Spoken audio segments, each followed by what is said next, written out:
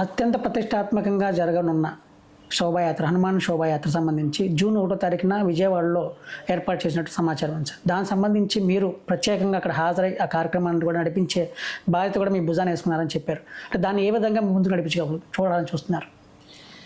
విశ్వ హిందూ పరిషత్ ఆధ్వర్యంలో జూన్ 1వ తారీఖున సాయంత్రం 4 గంటల నుంచి బిఆర్టీఎస్ రోడ్లో ఉన్న మన ఆదిశంకరాచార్య సర్కిల్ ప్రాంతం నుంచి హనుమాన్ శోభాయాత్ర అత్యంత వైభవపేతంగా ప్రారంభమవుతుంది.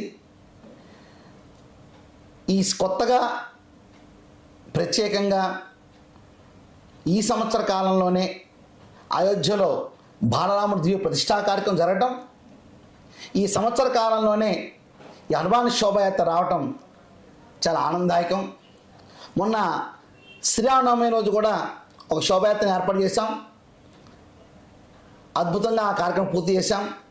పోయిన సంవత్సరం సుమారుగా 20,000 మంది ఈ శోభాయాత్రలో పాల్గొన్నారండి. ఈ సంవత్సరం అంతకు మించి ఎక్కువ మంది పాల్గొంటారని.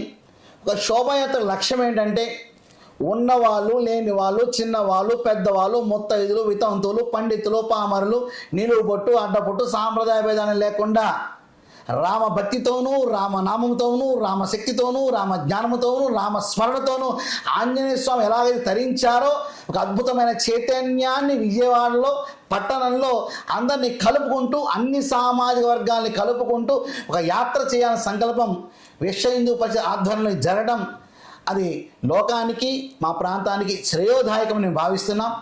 అటువంటి కార్యక్రమంలో విశ్వ హిందూ పరిషత్ మార్గదర్శక మండలి సభ్యుడిగా నాకును మరియు మాననీయ మాజీ ఎంపీ గారు గోకరాజు గంగారాజు గారు ఇద్దరం కలిసి ఎప్పుడు ప్రారంభిస్తుంటాం. ఈసారి కూడా అదే అవకాశాన్ని ఇచ్చారు. ఈ యాత్రని చక్కగా సజావుగా మన విజయవాడ పోలీస్ అధికారులు చెప్పిన మార్గంలో ప్రయాణం చేస్తూ హనుమంతుని యొక్క చాలీసాన్ని పఠిస్తూ ఈ శోభాయాత్రని విజయవంతం చేద్దామని అందరికీ శుభ ఆహ్వానం పలుకుతున్నాం. శుభం భూయాత్.